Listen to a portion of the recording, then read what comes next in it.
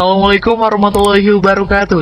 Kemarahan terkait pembakaran Al-Quran di Swedia menimbulkan gejolak protes di Turki. Sekitar 250 orang berkumpul di luar konsulat Swedia di Istanbul dalam protes yang terjadi. Tampak foto aktivis anti-Islam Denmark Swedia, Rasmus Paludan, dibakar massa yang kecewa dengan aksinya dalam memprovokasi umat Islam. Kondisi ini seolah-olah mencerminkan ketegangan antara kedua negara. Sebuah kecaman di jendela konsulat Swedia berbunyi, "Kami tidak sependapat dengan pandangan idiot yang membakar Al-Quran."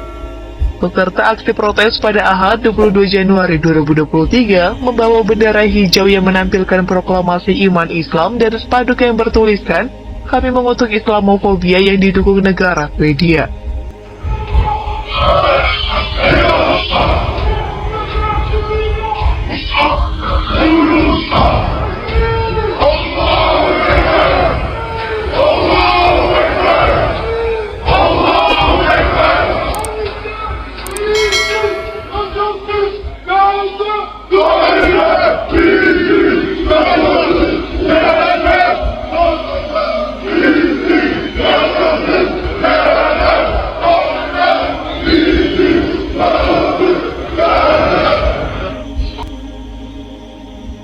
Men polisen kommer faktiskt dit på den här sidan, andra sidan vem ska vakta dit? Ja, du hotar Ja, oss nu. men vem ska vakta dit? Ingen Du hot. sa att vem ska vakta på andra sidan. Så tycker du det är bra att komma och hota mig? Nej, det är ingen bra. Det är ingen bra. Nej, Nej. jag håller med. Det är inget bra. Nej. Men han är ju tydligen den nya Einstein. Det är jag som... Vad är det en person med IQ? Usai melakukan pembakaran Al-Quran dalam demo di luar kedutaan Turki di Stockholm, Swedia, Sabtu pekan lalu, Rasmus Paludan, politisi anti-Islam ini mengeluh jika dia menerima banyak ancaman pembunuhan. Paludan, yang memimpin partai sayap kanan Denmark, Heartland atau Stramkurs, mengeluhkan rentetan ancaman pembunuhan itu dalam sebuah wawancara dengan surat kabar Expressen. Menurut Paludan, dia tak menyangka akan mendapatkan efek sebesar ini. Padahal ia mengaku hanya mengekspresikan kekecewaannya terhadap Turki yang menghalangi negaranya menjadi bagian dari NATO. Jag har varit det. Menanggapi kecaman yang cukup deras dari umat Islam di seluruh dunia, Perdana Menteri Swedia Ulf Kristersson akhirnya buka suara. Ia memberikan tanggapan terkait aksi Paludan. Kebebasan berekspresi adalah bagian mendasar dari demokrasi, tapi yang legal belum tentu sesuai. Membakar kitab yang suci bagi banyak orang adalah tindakan yang sangat tidak sopan, tegas Perdana Menteri Swedia Kristersson. Namun pada saat yang sama, politisi berkeluarga negaraan Swedia Denmark ini dengan bangganya mengatakan jika ia tidak menyesali perbuatannya karena menurutnya ada alasan politik yang penting baginya.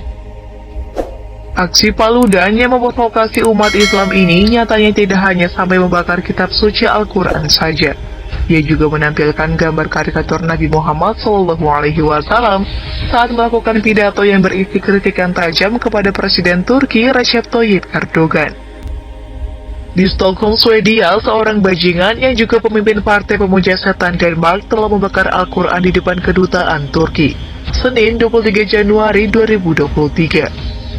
Kadyrov juga menyebut Rasmus Paludan sebagai keturunan penghuni neraka. Menurutnya, demonstrasi oleh Paludan digagas dan dibayar oleh kekuatan politik. "Saya ingin mengungkapkan simpati saya untuk semua muslim yang tersinggung dengan apa yang terjadi di Stockholm hari ini," lanjut dia. Selain itu, reaksi keras juga ditunjukkan oleh sekutu terdekat Presiden Vladimir Putin, yakni Ramzan Kadyrov, sang pemimpin Chechnya. Ia menghujat pembakaran salinan Al-Quran di Swedia oleh politisi anti-Islam Rasmus Paludan. "Saya tidak tahu apa yang dia, Macron, pikirkan ketika melontarkan pernyataan ini. Tetapi konsekuensinya bisa sangat fatal. Presiden Prancis sendiri kini menjadi semacam teroris."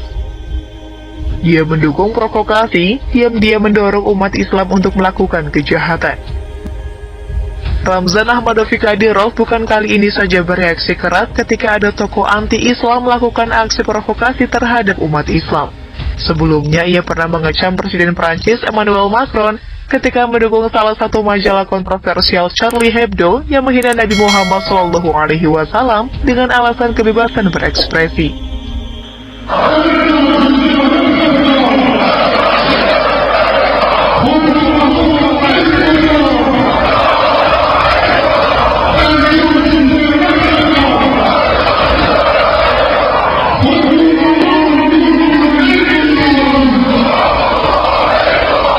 Don't